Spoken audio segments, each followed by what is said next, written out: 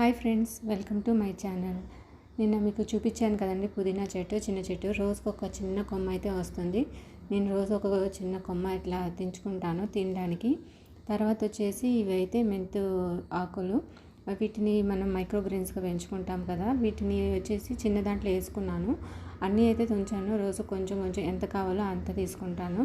వీటిని మనము పైన కట్ చేసేసి వాటిని చిన్న చిన్న ముక్కలుగా కట్ చేసుకొని కర్రీ అయిపోయింది కానీ ఏదైనా రైస్లో కానీ మనం ఆనియన్ స్ప్రింగ్స్ ఎట్లయితే స్ప్రింకిల్ చేసుకుంటామో అట్లాగే దీన్ని కూడా పైన మనం యాడ్ చేసుకున్నట్లయితే కర్రీకి కానీ రైస్ ఐటమ్స్ కానీ మనకి పచ్చి తినడానికి కొంచెం చేదుగా అనిపిస్తుంది. కాబట్టి ఇట్లా తింటే మనకి ఈజీగా తినచ్చు, పిల్లలు కూడా ఈజీగా తింటారు.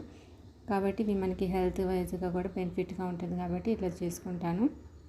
మనకి ఎంత కావాల్సి ఉంటే అంత తీసుకుంటే సరిపోతుంది. చిన్న హార్వెస్టింగ్ అయినా మనసుకి ఎంతో హ్యాపీగా ఉంటుంది, మనం చేసుకునేది ఏదైనా కానీ.